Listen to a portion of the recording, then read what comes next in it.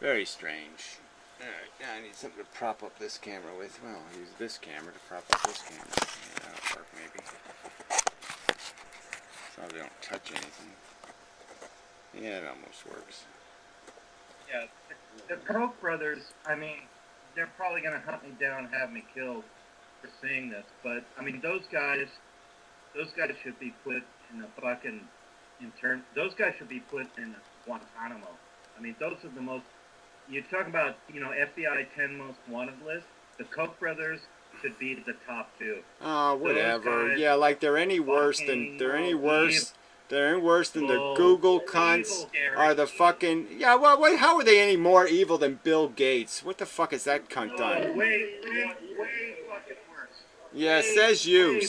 You don't know what Bill Gates has been doing for the last 10 years. Who knows what he's been fucking doing in terms of weasel. Look at what he did to the whole Netscape thing and how he got the government to get him out of that mess. Bill Gates has been sabotaging climate change. The Koch brothers have.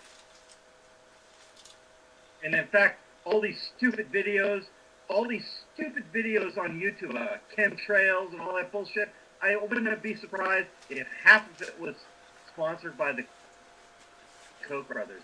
I mean, these guys use every trick in the book. Yeah, well, well, whatever. The bottom line is if those tricks work, then the opposition is pretty lame.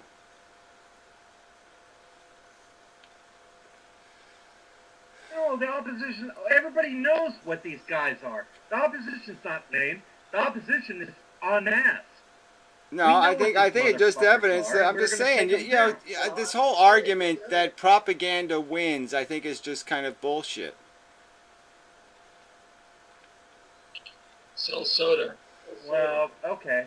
All right, I mean, maybe, yeah, okay, I could agree with you on that. But, I mean, these guys are pumping $900 million into the next presidential campaign.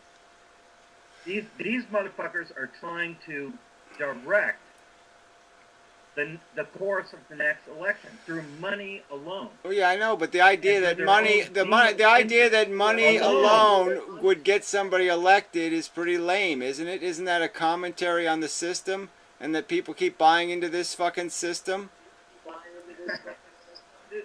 Well, this has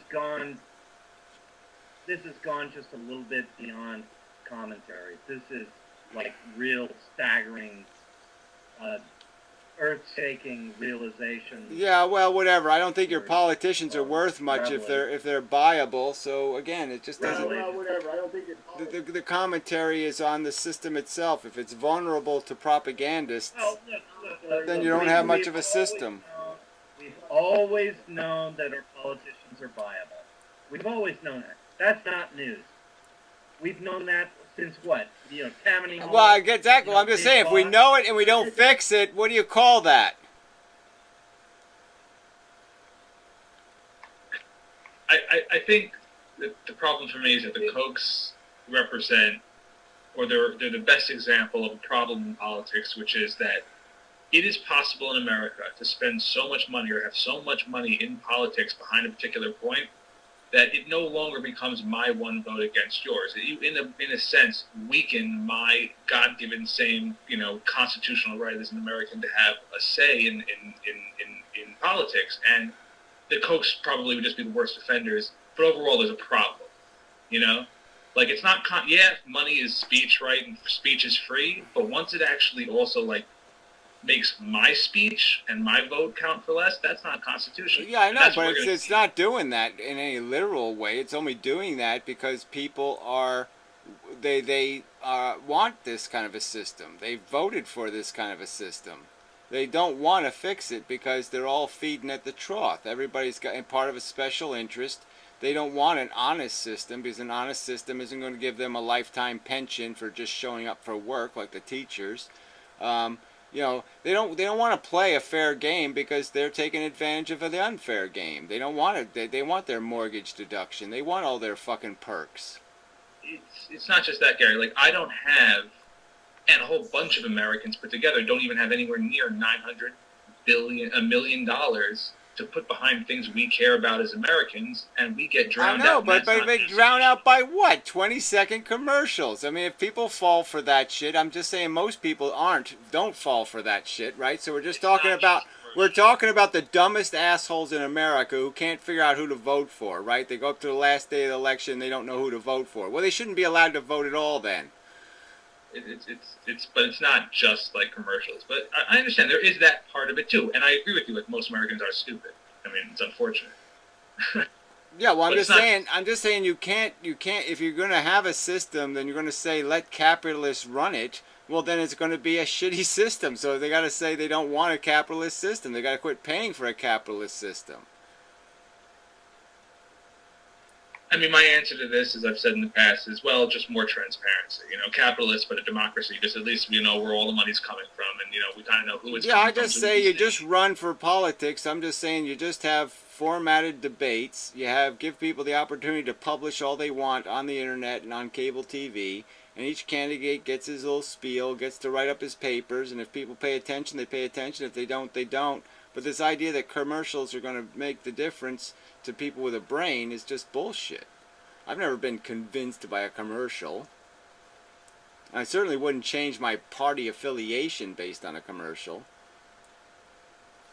Yeah, well, don't say so narrowly. It's not just on you know, television time. Although well, I know. I'm just saying they're only spending all this money on the 10% of the voters, all right, who don't know what they think. So that's who they're spending all the money on, okay? The diehard Republicans aren't going to change their vote. The diehard liberals aren't changing their vote. So they're only fighting over these wishy-washy people. And those wishy-washy people are just, like I said, what's the difference? They're not going to vote the right way anyway. They're just going to vote based on whether the guy has a beard or something. You know, or if he's wearing a funny little hat on his head. They'll say, oh, what's that little funny, creepy hat he's wearing? I ain't voting for him. He's wearing a funny hat.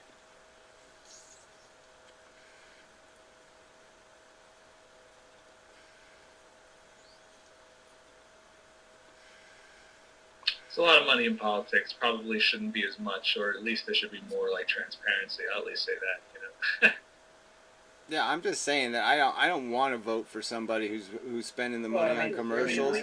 I just want to vote for an honest person to represent me. I mean, the president shouldn't have shit power anyway. The Congress has all the power, and that's where we should have our representation. Thank you for talking over me.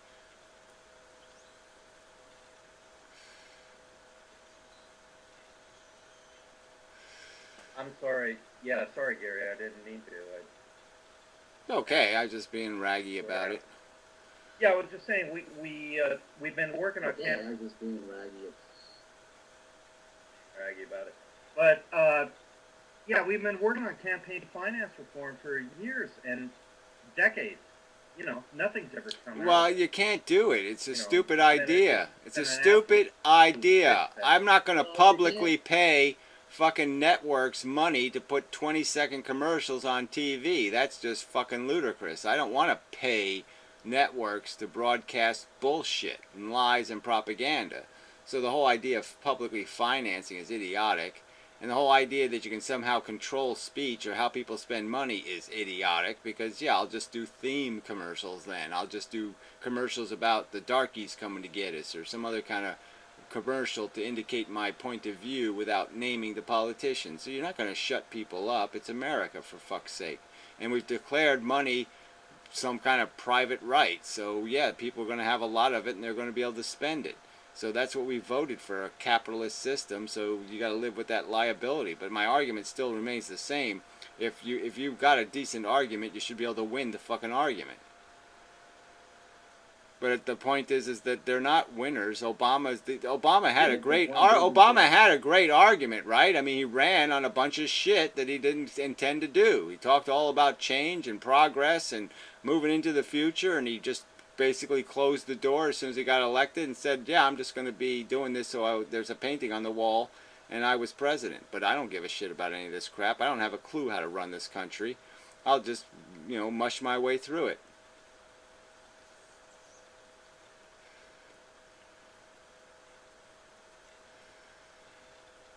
Yeah. Well, there's a lot of stuff out replied. I mean, Willie Horton as the darkies are going to come to get us, and Well, Obama. I'm just saying, you're not going to be able to regulate that kind His of skill set political and core commentary. People are going to be competency. allowed to pay money to have propaganda made. You're not going to be able to outlaw propaganda.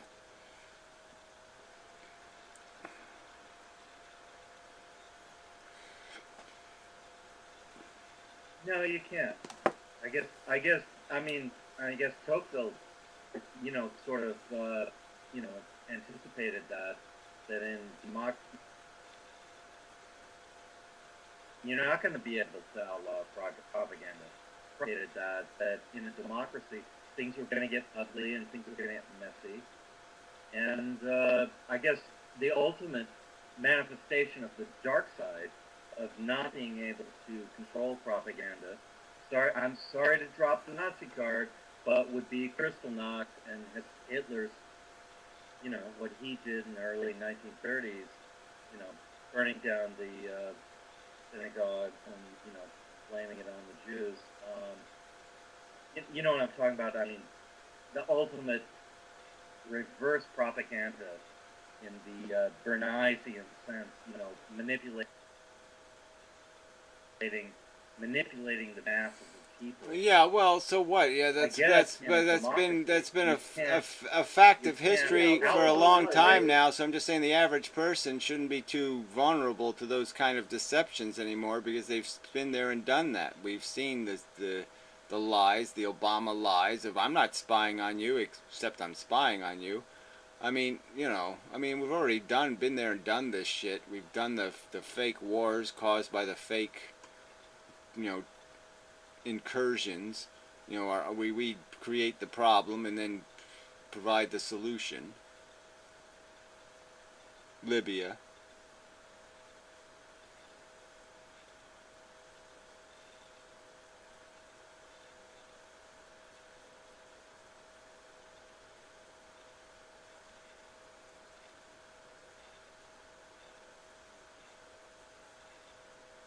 Yeah, it's another. There's a phraseism that I think is bandied about too much by conspiracy theorists, which is this so-called false flag. And somebody coined this about 10, 12 years ago, and at the time it was very unique, and it had a very electrifying effect on the internet population. But now I think it's just gone stale. So, and everybody, whenever anything pops up that doesn't make sense, they say false flag, and so now it's just basically yeah, I know, but conspiracies have been around forever. A certain percentage of the population is gullible and stupid. This is another one of these things we've known for a long time. All right, what were they talking about there? I heard my whole life people have been whining about Kennedy assassination and all their little conspiracy theories about the Kennedy assassination. So it's been going on for 50 fucking years. Alright, it really isn't a subject in my opinion. People are stupid, yes, okay, shoot them.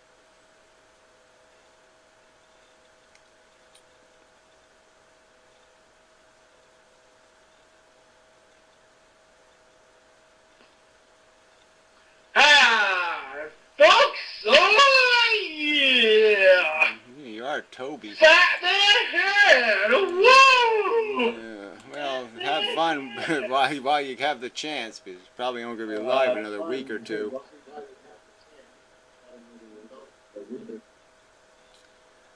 But, in the beginning of all that 9/11 conspiracy shit, I will do a mea culpa. I bought into a lot of it, but gradually I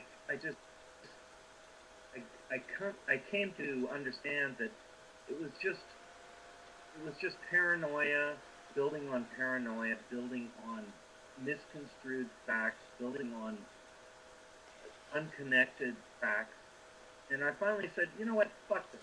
I'm done with this shit. Yeah, well, real conspiracies can't take place. You can't have a real conspiracy. If you got more than 5 people involved in your conspiracy, then it isn't going to happen. Okay, it's going to be outed. So there's just no point in talking about conspiracy theories. Yeah, exactly. But I mean, I gotta say one thing. One thing that sticks in my mind. I mean, World Trade Center Towers 1 and 2 doesn't stick in my mind. Don't do this. What sticks in my mind is Building 7. Yeah, well, let's don't bother with this crap. I mean, Okay, you're supposed to have you're supposed to have a physics degree, and you're not smart enough to look at the video and realize how the building fell down, right? Just look at the video, and you can see how the building fell down. The entire inside of the building fell down first. It was just the shell of the building remaining. You can see each floor falling down. The air blows out the windows as each floor pancakes. The outside walls were still intact, and it wasn't until 4 or 5 seconds after the building had already started to collapse that the top of the building started caving in. So the building had already collapsed 5 seconds before people think it did, because it still looked like a building. But it was already halfway through its collapse before the facade started to collapse. And it's clearly visible. You can watch the video of it. You can watch the video. You can watch the video and watch the blinds in the room. You can watch the blinds flying out the window. There was so much air pressure.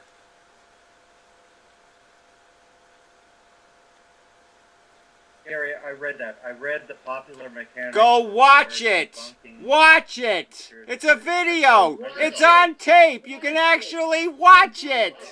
I watched 100 times. Well, you don't have a watch? You don't have a watch? You don't have a watch, and you can't watch a videotape with sound, with that includes sound, the sound of no explosions, okay? So it has sound. You can watch it falling on the video with your watch, and you can understand that, oh, that's what happened. Gary, I'm just talking to you like a construction manager. That's all. I built these things. What does that have to do? What does that have to do? What does that have to do? What does that have to do with the fact that the inside of the building fell down before the interior of the building, meaning that it took much longer for the building to fall down than people think, because the facade crumbled much quicker than the floors could crumble?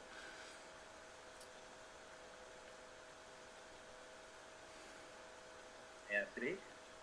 No, but you're just going to say something stupid. I'm just saying it's truth or bullshit. There's no mystery about Building 7. A big pile of the fucking Twin Towers fell on it. It was on fire for 5 hours. The fact that it fell down is not fucking incredible. The entire foundation underneath that it was sitting on had been shocked by 2 giant buildings collapsing right next door to it. It was like rumbled like sand. You know, like, I mean, if you jiggle dirt, it gets all loose. The whole fucking structure of the building its whole integrity was ruined.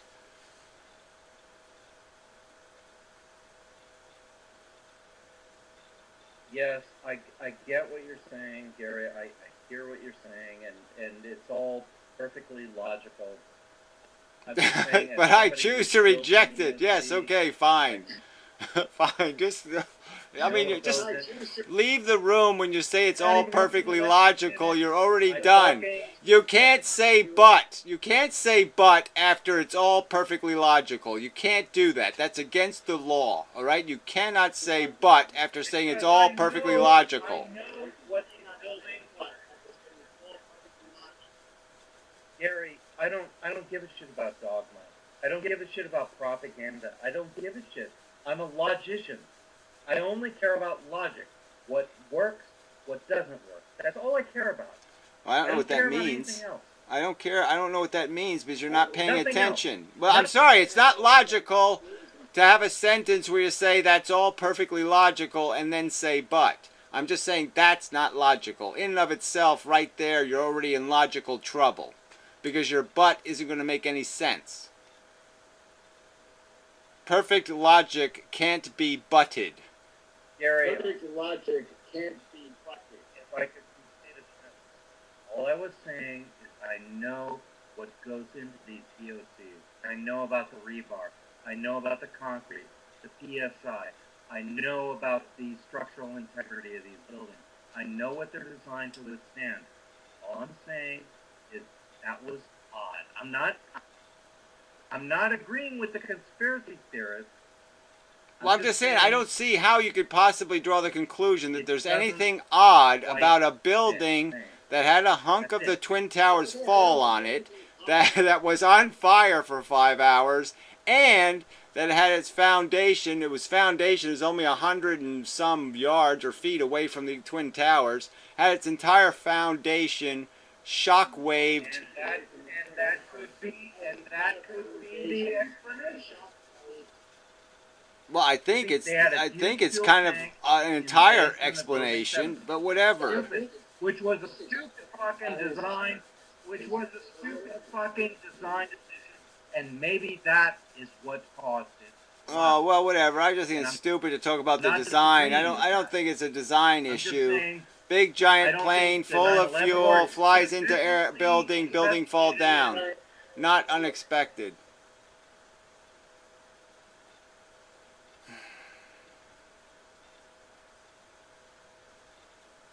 And no, jackass, I am not a 9/11 truther. God damn. He's an ex-truther. Yeah. But it's a little X. It's not a capital X. It's just a little X.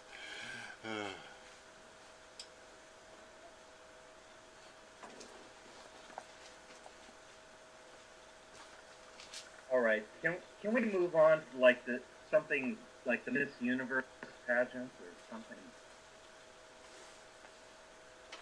Or so sub-DNA, I don't know if you were serious when you were talking about being a logician, but did you catch over the recent weeks Logic rolls the dice in his questioning of Hume's, idea that essentially the what is it called, that we can't arrive at a kind of objective morality, the is-ought problem. So are you familiar with that debate that took place recently?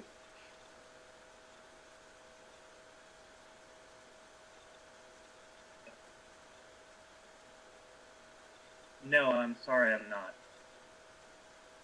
That's okay. So I was wondering if you think, so Gary has suggested in the past that potentially we could arrive at a defense of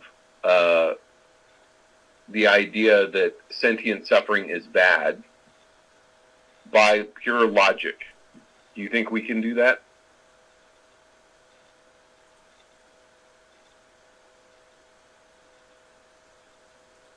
Yes, I do believe you can make an argument based purely on logic. I don't think.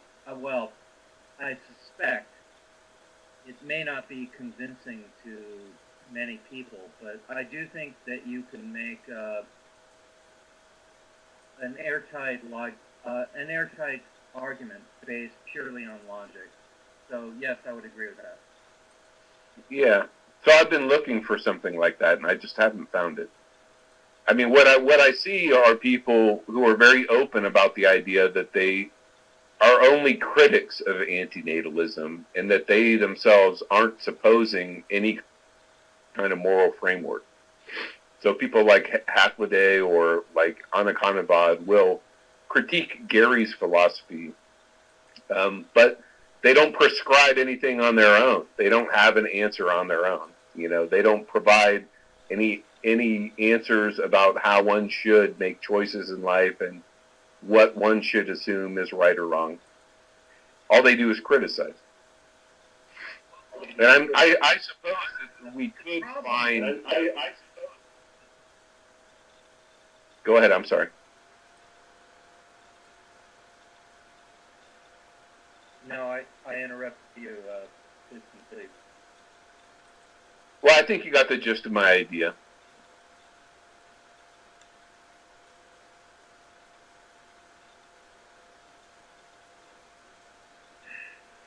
Yeah, the problem with moral frameworks is life. I mean, you've got substrates, levels, right?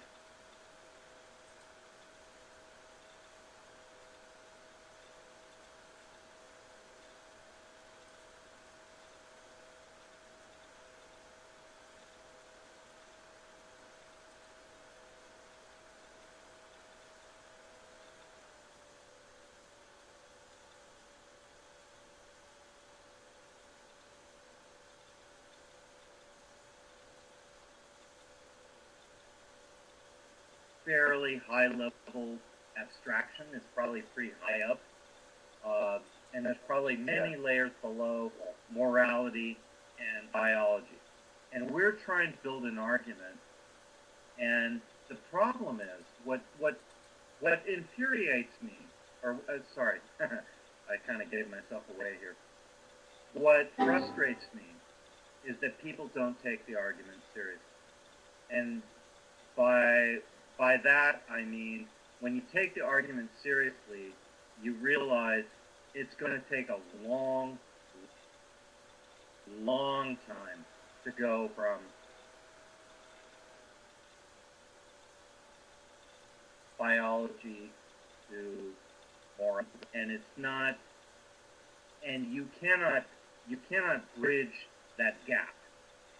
You cannot bridge that gap between, biology and ethics and morality with dogmatism or dogmatic arguments or screeds or polemics or jumping up and down like a 3-year-old.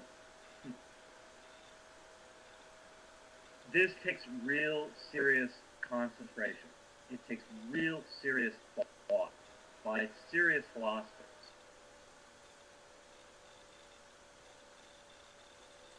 And I think one of the problems, this concentration of philosophic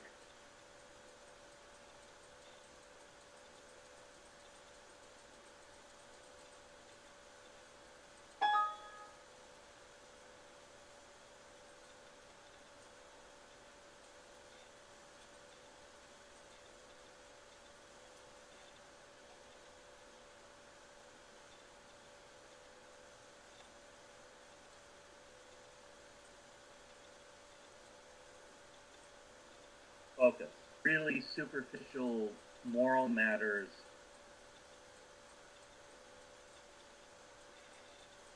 that really don't mean a god issues about race and gender, which really just don't count for all that much. But if you're at like Mills College in Oakland, they tell you these are the issues that count for everything, right? Race and gender and cross-gender, and these are the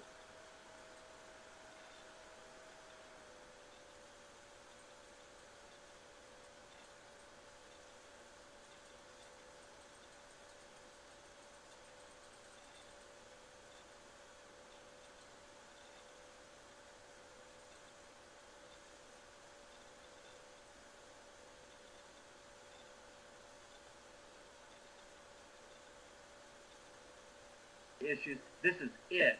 This is, and you cannot touch upon these things, because if you touch upon these things, well, I'm sorry, you're just not graduate school material. I'm sorry. We really don't need you. We really don't need you at NYSU. We really don't need you at Stanford. We really don't need you at the Haas Business School. We really don't need you anywhere. You're just, you're not graduate school timber. Yeah, I think I understand where you're coming from. So we've got a culture.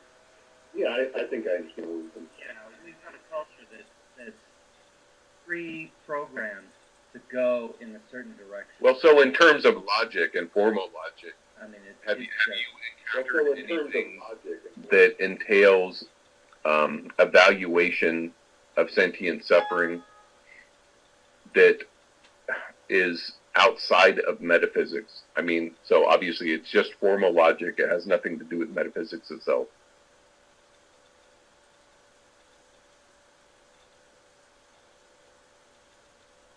No.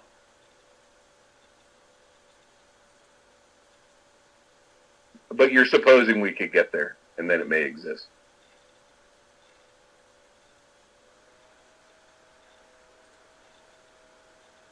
Yeah, I do. I think that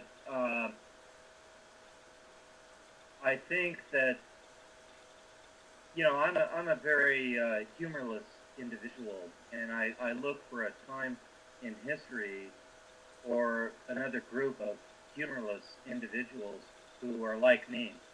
And what I can find is the Hellenic Greeks, the Hellenistic and the Hellenic Greeks, who were very humorless. Everything that they did had to arrive at a conclusion.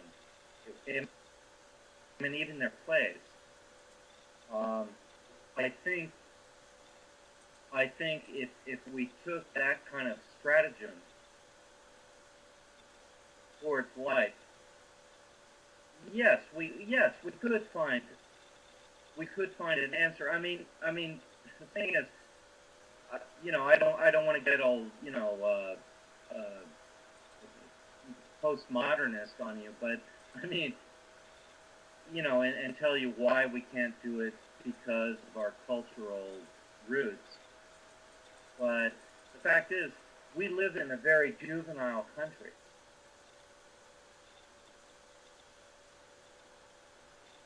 The reason we can't do what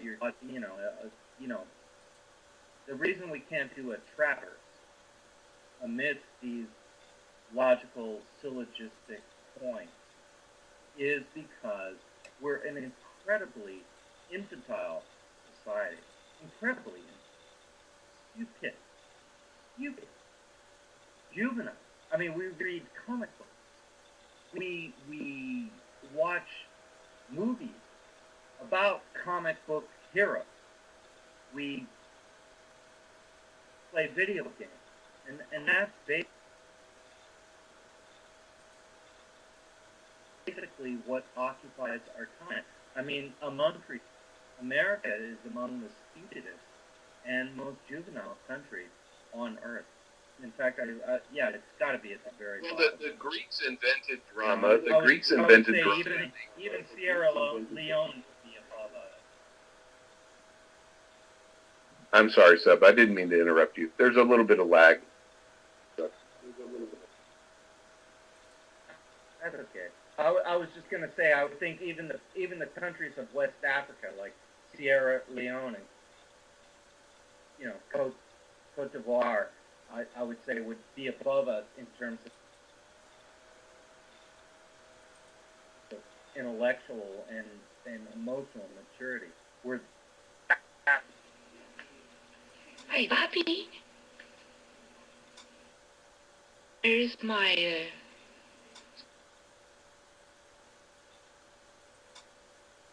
where's my gift? Papi, where's my gift for Noel? For Christmas?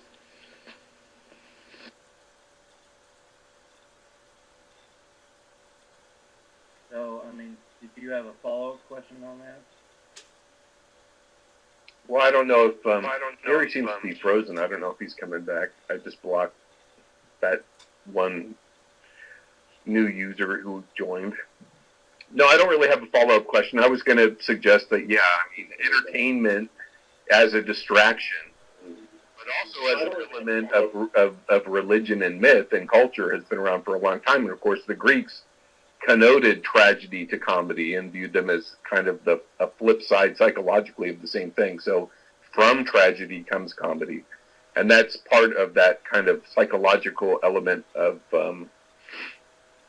what do you call it, where you're cognitive dissonance, essentially. How to continue, how to live, how to formulate a life in the face of such tragedy and chaos. And I think we're still utilizing those forms, of entertainment and of tragedy and comedy. but I don't know how successful it is in terms of actually fulfilling whatever mythological impulses those things had for people in the past. So I think that, mythology is dead, essentially. And so it is just pure entertainment and distraction, unfortunately, and it's less about a kind of catharsis through art.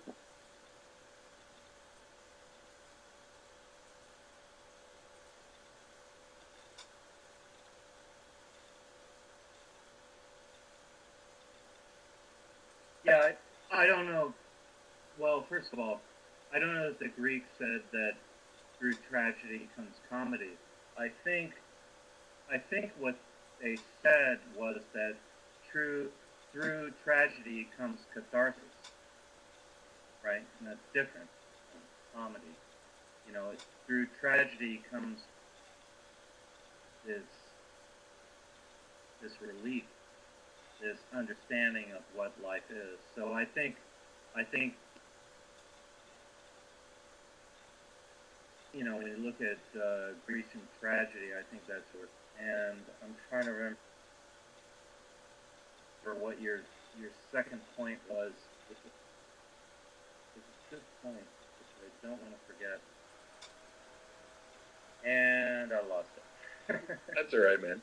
So getting back to my original point, my question was, in regards to the is-ought problem, potentially does logic, academic pure logic, provide some means for humanity to wrestle with that problem in an objective, what we could consider an objective way? And I suspect that it's possible. I suspect that if an objective morality at all can be said to exist, it must be that the unnecessary or undue suffering of a sentient being is bad. And we can ascertain why it is bad or a negative. We can ascertain that it is a negative state, and we can ascertain what that means in a hedonic experience for any sentient being, scientifically, empirically. And thus we can assume that it is bad. And that doesn't require morality, and it doesn't require empathy. The question then would be, well, what the ought? How do you derive the ought from such an is? The question. Go ahead. I'm sorry.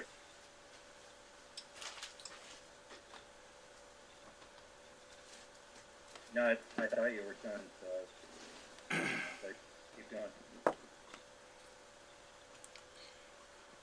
Well, I think you get the point. So I'm not sure if the is-ought problem could ever actually be solved. Because in the end, you have to take a description that is, empirical and scientific, logically calculated.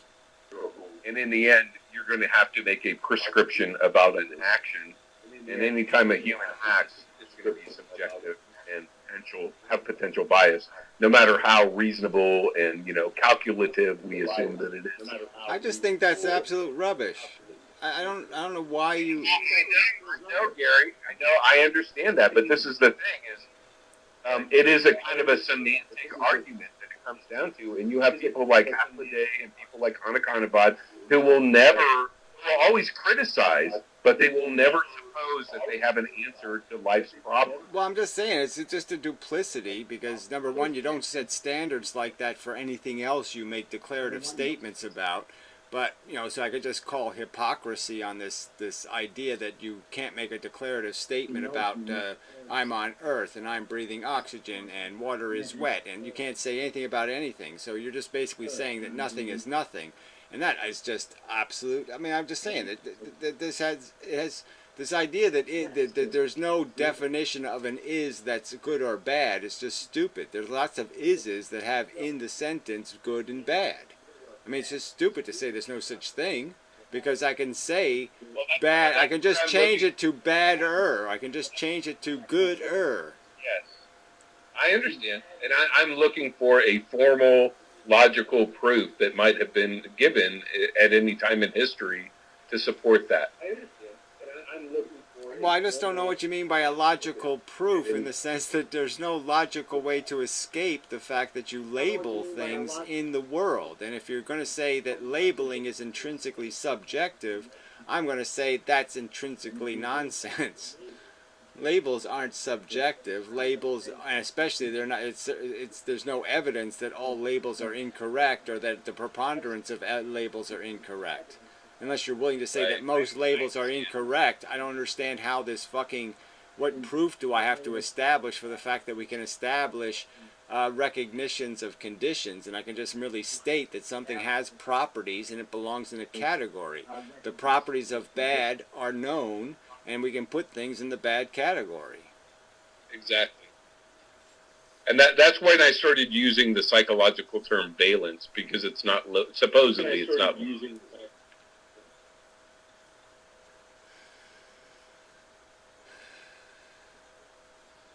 But I don't know why, it's just that you people are just trying so hard to avoid reality. They're just finding any ways to evade taking responsibility for a truth. Just blow the truth up. Well, I'm not purposely trying to do that. I'm actually trying to bridge the is-ought gap with a logical argument. Well, I just don't know I don't know what form you're expecting the logical argument to take. I mean, there's no statement you can make that's logical without the premise of you accepting the existence of logical statements. So it's just illogical to even talk about logic if you're going to say words don't mean anything. Well, they do mean things, but the problem is that they're interpreted in subjective ways, right? So that's the language problem. So if we were going to program a computer to respect sentient suffering, how would we go about that? Well, I'm just saying, if there are explicit ways you can say things where they're not subject to opinion. I mean, you can say things so explicitly and so clearly that they're, like I said, I could say water is wet, and it would be undeniable statement. Because the word wet was invented to describe the character of water. So there's no making a mistake there. There's no possibility of a mistake. And I'm just saying that there's statements you can make that are so explicit that there's the evidence that this is a reliable function to label and categorize. Right. But I don't know how you can have language if you're going to say, I don't believe in labels and categories, or if I think they're subject to some sort of intrinsic fallibility. Well, that's the problem with philosophy, right? So, I mean, that is what we've arrived at, is exactly that. And that's why I say that it's like a dead end. Yeah, well, I'm just saying that I don't see how it's a dead end, because I'm saying that the victory goes to the person who rationally recognizes that words do mean something. They do describe an actual condition, and you can measure whether somebody fits the conditions. Yeah, but a person coming from a post-structural semiotic argument would say, oh, that's, hogwash, and those are all concepts, and they're all human, and therefore they're fallible. Well, I'm just saying, though, but I'm just saying that they can't speak a language saying that, because then they'd have to admit that their language has no coherency. If the language has coherency, then it must be a useful process. It must be reflective of some reality, or you wouldn't be speaking the language. If the language was full of wrong, you wouldn't be using it. You'd be intrinsically misrepresenting and confusing people by your own argument if you were conceding that the words didn't have meaning. Right. Well, that is ultimately, don't you think, what a lot of contemporary philosophers are suggesting?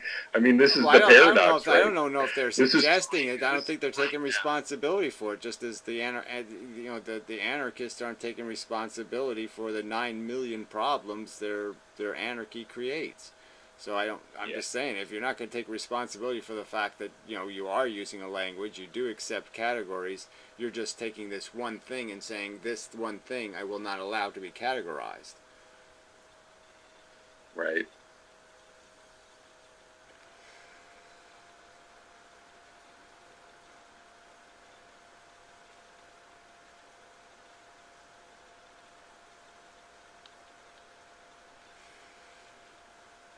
I mean, clearly it's this idea of just if you'd almost have to concede that you were doing some dishonest labeling if you're going to say that labels aren't useful. So, I'm just saying that there's nothing intrinsically different about discovering value than there is discovering something materially real, except that it doesn't have a material reality. But you can deduce its existence. I mean, if ghosts really existed, even if we couldn't see them, we might be able to prove their existence by some other method than a material method. Right. Well, that's why I'm just concerned right now with trying to find what we could consider an empirical, scientific, and formally logical argument that would attest to the value of sentient suffering. Well, I mean, that value has to concede that you have respect for the word. So I suppose if the value in sentient suffering is going to be made apparent through the only evidence you're going to have of it is the idea of personal experience. So you can't make an argument to the computer. You know what I'm saying? To something that doesn't feel, you're not going to be able to explain feelings. Because it has no reference. Exactly that's exactly what I'm questioning. Yeah. Okay, I mean, but that's a liability that we don't unfortunately have. We do experience sentience, so we do understand its character. But you really have to taste it to know it. You can't even describe flavors of food sometimes because there's nothing to compare it to. So you end up saying, well, it's like a strawberry, except it's more like a lemon, but it's a little bit like an orange, and it's a little bit, And only depend on. So there's nothing to compare sentience to. There's no little feelings that you can explain. You can compare it to like little sentience or half sentience or 10% sent. You know what I'm saying? There's just nothing to compare it to. So to something that never felt anything, never felt a feeling, there's no way you're going to be able to explain the feeling of, good and bad, because it just isn't going to know what that means.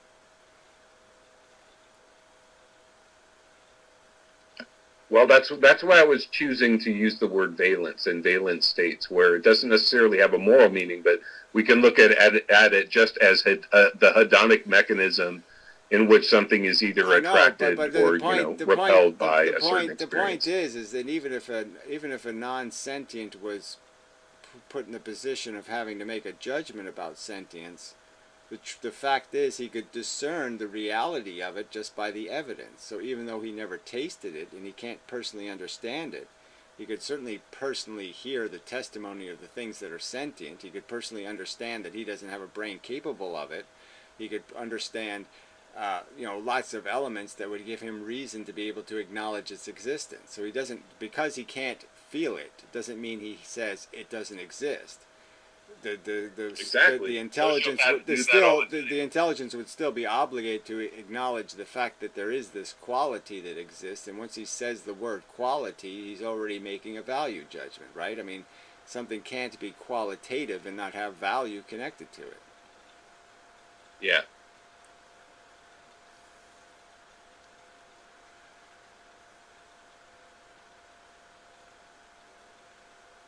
Excuse me for a second. I'll be back in a minute. Yeah, so I think my rendering of the video didn't work.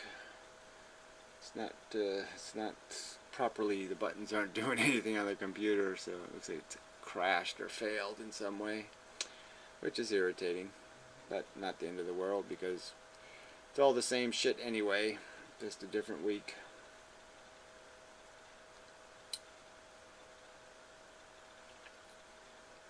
But I guess we'll lost all of Subdene's great advice about how I should,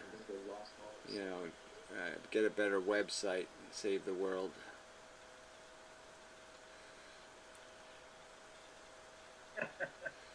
Well, your website does suck, and well, I know, but that is kind of a subjective opinion for which I don't really necessarily take too seriously, but fine, whatever. No,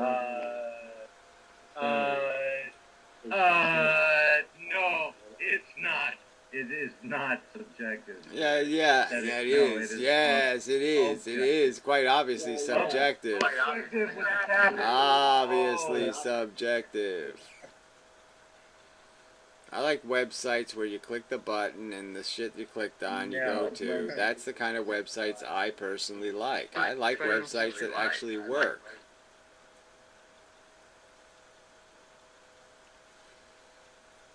Well, you're a curmudgeonly engineering type guy.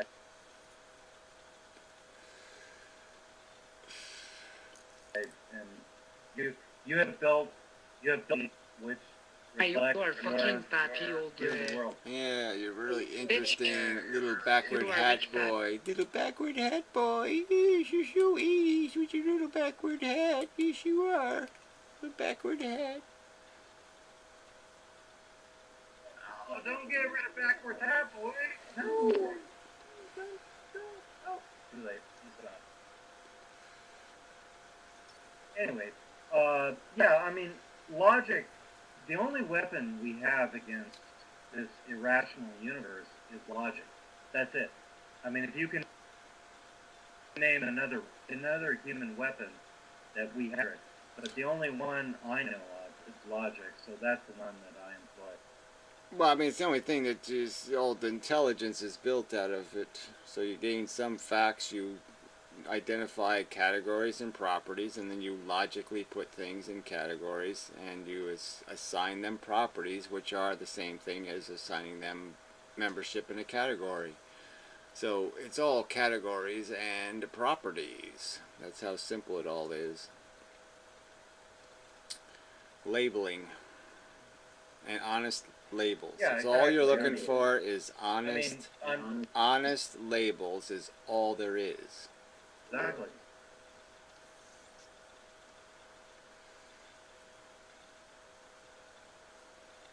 Yeah, I mean, I'm not the most fun guy at a party on Saturday night. I'm probably the guy standing at the fence, in the corner of the fence with a beer in his hand while the band is playing and nobody's talking to him. But I am pretty goddamn logical, and I mean, if you want to challenge me on the logic, you're in hazardous territory because I am. Oh, sub DNA.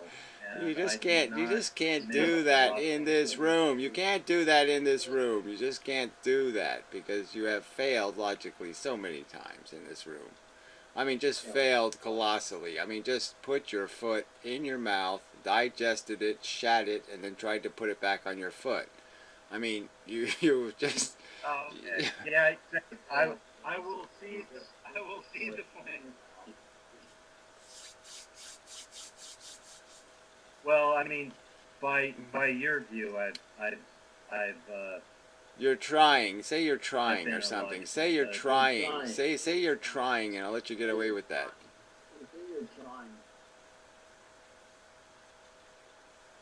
I'm doing more than trying. Well, yeah. Well, I am, not on Saturday succeeding. nights. Not on Saturday nights. You're doing less than trying. You are trying.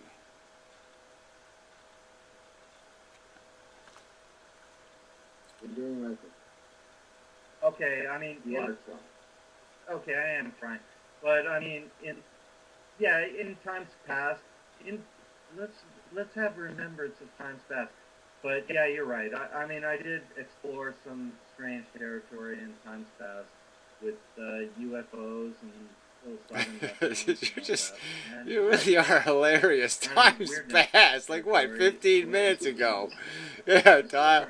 Oh, in the long ago history, 15 minutes ago when you, yes. 15 minutes ago? What are you talking about, 15 minutes? Yeah, 10 minutes ago. I mean, I had you conceding a point 10 minutes ago. No. There's nothing I did to me. Yes, there was plenty you did, and there was plenty I corrected. What are you talking about? And then you conceded, and then you did the same thing. But whatever. It's a funny joke. One of your funnier jokes. Look. I was a follower of Terrence McKenna for many years. Yes, so that just points out that you were even less logical. That you were even in your long history, you were even less logical than you are now. Well, At least I admit it. Well, I know, but you didn't admit that you were not as good as you should be now, which is the important fact. You're not quite the erudite logician you Man, sell yourself to be. you're like a verbal Sudoku puzzle, trying to figure out all your ins and outs. Yeah, whatever. They're pretty straightforward, I think. Me right, you wrong. Aha. Oh, yeah. Try doing a level 6. I'd love to see that. I can do a level 3 and Yeah, without even taking your shirt off, huh? I can never done a level 5. And I'd love to see you do a level.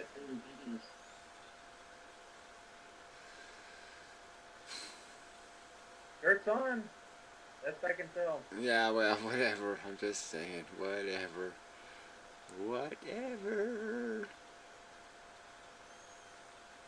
Anyway, what I was saying is that logic is basically the only weapon that we have. Yes, that's exactly what you said. Nature is That's chaotic, exactly what you said. You yourself.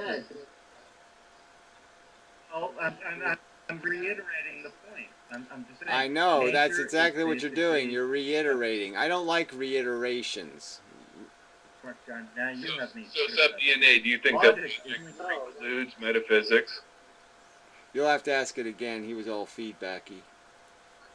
Sorry. Sub-DNA, do you think that logic precludes physics? Yeah, I didn't hear that. You'll have to say it again because now he was talking over you. Does logic preclude?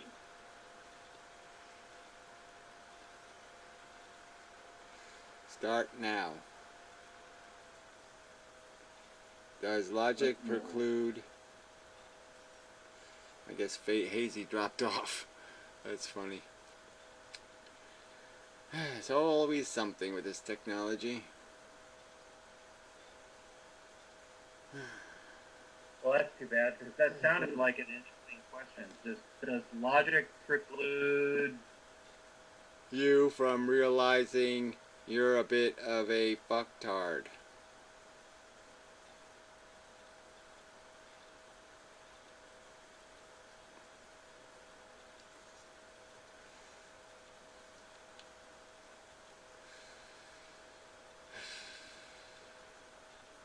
Logic preclude.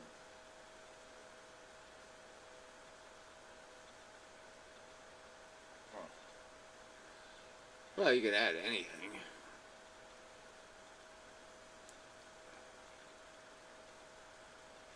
Does logic Yeah, but I preclude you was from kind of- I was believing kind of interested that in Moses what was his actually predicament Tinkerbell? was.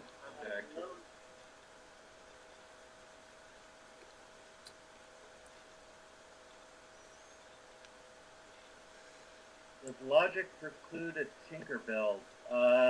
No. No. Moses was Tinkerbell.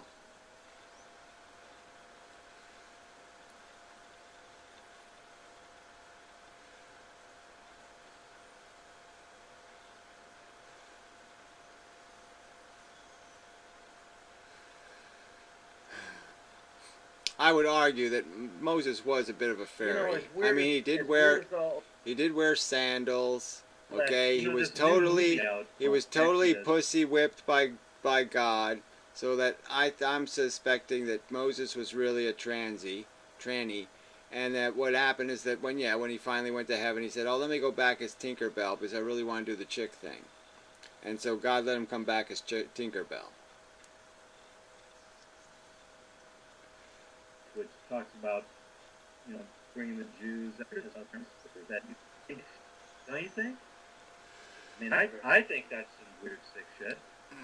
Yeah, well, none of that got recorded properly.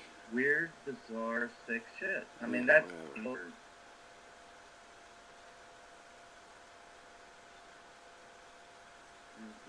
Life is weird, bizarre, sick shit.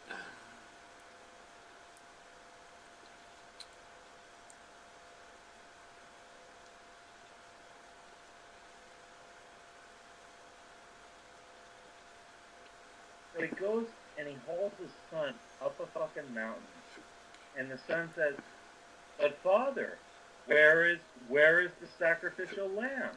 Yes. And Abraham says, "Don't worry, God will provide the sacrificial lamb." And he gets up there, and he's ready to like cut his own son's throat, and the angel says, "Oh, sorry, just kidding. God was just testing you, Yeah. just testing you to see if you were really gonna do it or not. And now that you proved yourself and you're really gonna do it, you're cool. You're in with the God crowd, and you're one of us. And welcome to the club, Abraham." Yeah, well, it's a pretty good Yeah, test. nice club to be in, huh? Yeah, it's a pretty good test. Yeah. Well, don't you think they all have tests? Don't you think to be like a real good Islama loony that they have all kinds of tests, like where they have to cut their mother's nuts off or something?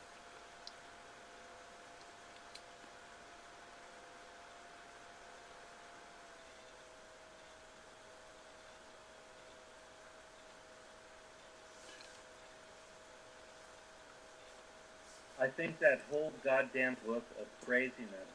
Well, I know, but it is very popular among the people, apparently. Very popular among the people. It spawned Islam. I think Islam came out of that. That is the Semitic tradition. Well, they're both based on the they're both I- based on the looniness of the sorry to say that Christianity came out of that. the Judaism, which is not too smart a religion. I mean, nice cleanliness habits. It's good that they wash some things and Yeah. And all that.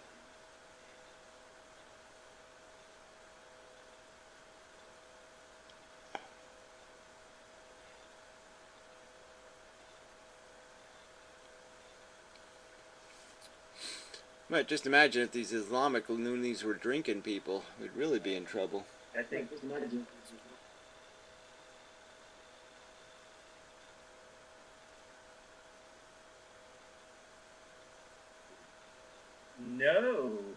No, I think just the opposite. I think if they were drinking people, we'd probably be a hell of a lot better off. Dump, I think it's a Bill Hicks joke or something. Dump pornography and bottles of Jack Daniels on them, and they're probably mellow the fuck out. Well, I guess they might not be any holier than thou anymore. That's for sure, maybe. But they're already doing the fuck the kid thing and everything else. So I don't think being drunk is going to make them any more debaucherous. So yeah, I don't really buy the argument that they'll end up doing something drunk they wouldn't do straight. I mean, the shit they'll do straight is pretty fucking wacky. Let's go whack somebody's hands off, at the stadium. Let's go watch somebody get their hands whacked off. I mean, that's pretty wacky shit. Yeah. Cut it off. Yeah, so I mean, if they're doing that straight, then I don't think drunk they could be much worse.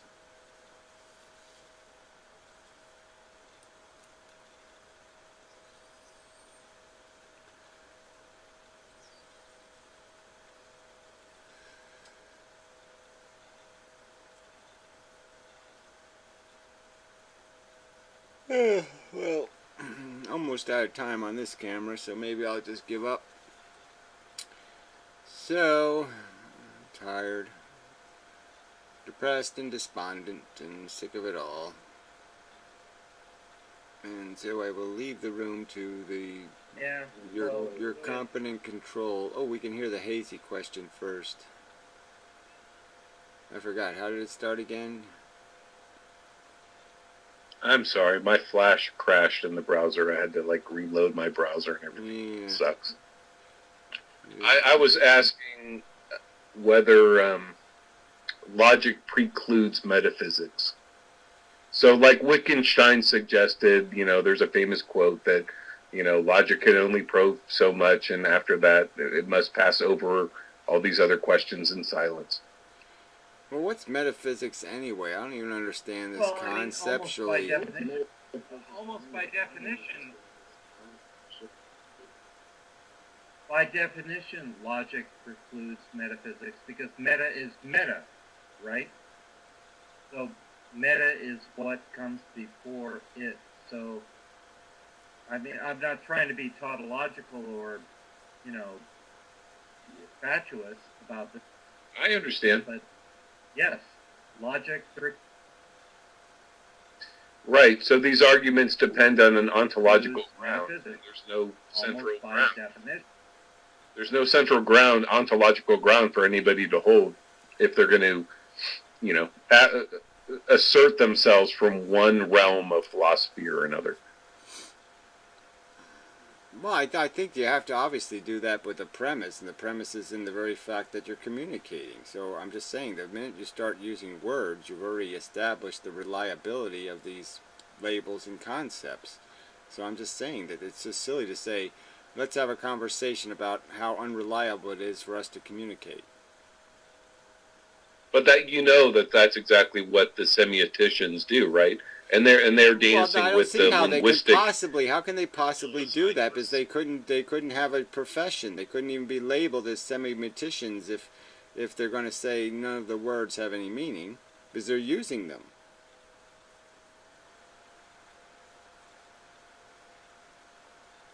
Well, what they're suggesting is that they're always going to be subjective and limited and biased. Well, I'm just saying though, the subjective. You can't use the argument subjective when they're so reliable that you're willing to just utter them in a crowded room and expect everybody to understand what you're saying. So how can that possibly be called subjective? That's why How can it be subjective when it's universal? When it's universally useful, you can't really call it subjective. Well, that's why I'm trying to counter that kind of argument with an empirical and logical argument that is, you know, unviable or violable. Well, I'm just saying. I mean, it's just ludicrous to sit there and say that you're going to just say there's no rational, or I mean, there's no fairly certain, fairly perfect, fairly finished, fairly completely sufficiently reliable statements of fact. Sufficiently reliable statement of fact. There's sufficiently reliable statements of fact, and those statements don't have any bias tied to them beyond the fact that you're establishing concepts and properties. You're establishing vocabulary.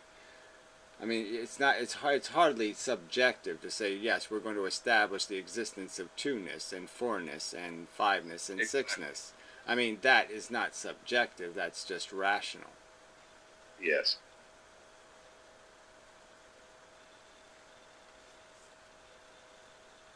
But it's dependent on an intelligent, rational consciousness, that's all. And so the whole presupposition that we can attain some valuation or evaluation where we can value a negative state to sentient suffering is dependent on that fact of sentient cognition. Well, it doesn't matter anyway. I mean, it either is or is not a bad thing. We either recognize it and accurately describe it, or we inaccurately describe it. But to say it's nothing is idiotic. It's either is or it is not. But to say it's nothing is retarded.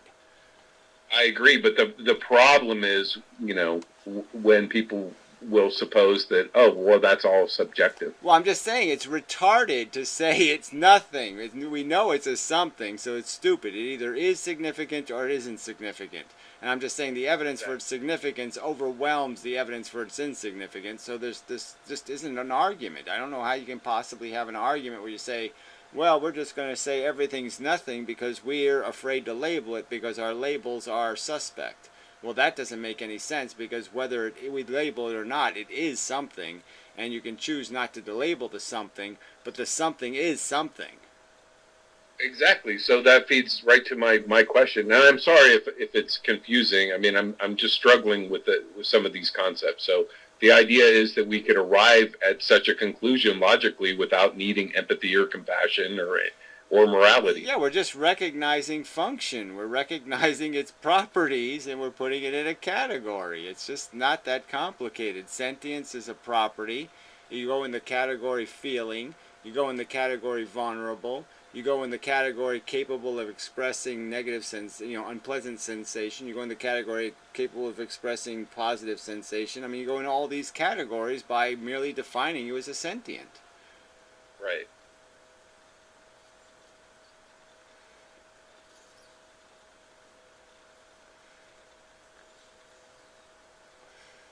So yeah, compassion is quite irrelevant. I mean, it's not a.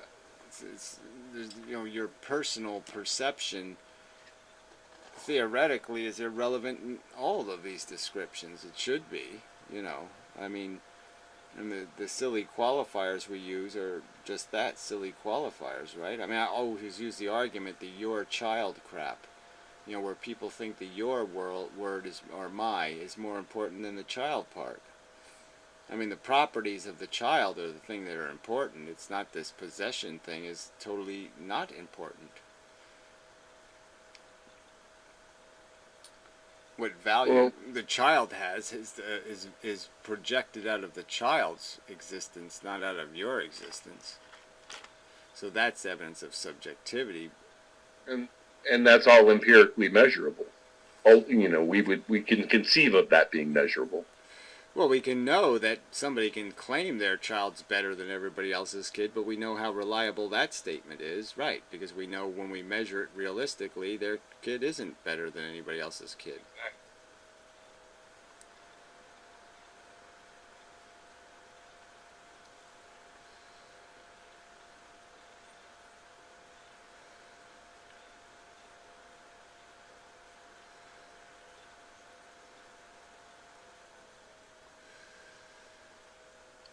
Well, I was listening earlier. I'm sorry I missed a lot of the conversation. I know that Piro was on.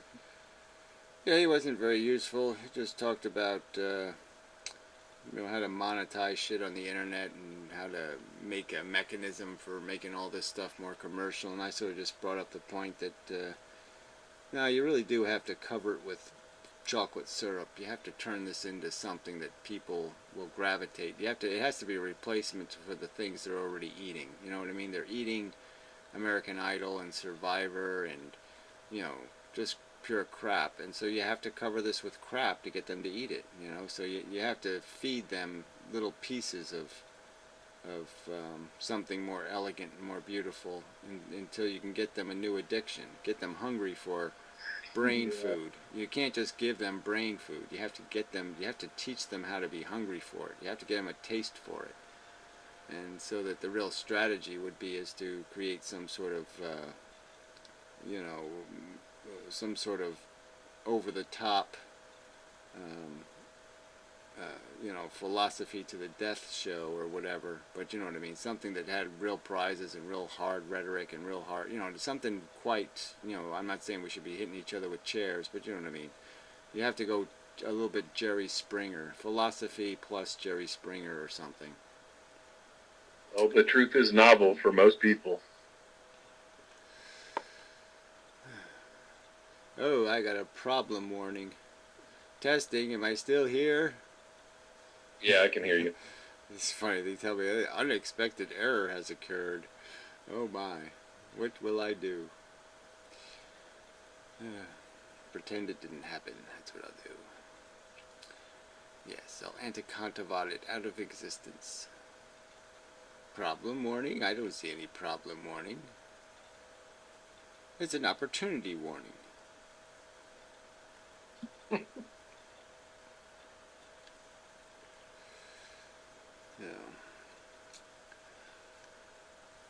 But anyway, yeah, it is just so discouraging when you're thinking that, oh wow, you have to start all the way at the beginning, that rocks are hard and water's wet and this is debatable.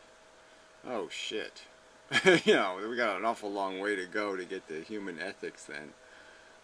If I have to start all the way down there. Well, it just seems that you have encountered this kind of, the is-ought gap problem multiple times. Yeah, I just never thought of it as a real thing, and I don't know how many people are really. It's it seems to be kind of obscure philosophy to me. So you run into all these, philosophy truthers. Maybe that's what I should call them. The Nietzscheites and the rest. And I don't know how reflective they are of any real people in the world. You know what I mean? It's like the anarchists. I don't think there's too many of them. Right. The internet kind of gives you a false impression of what the world's made out of.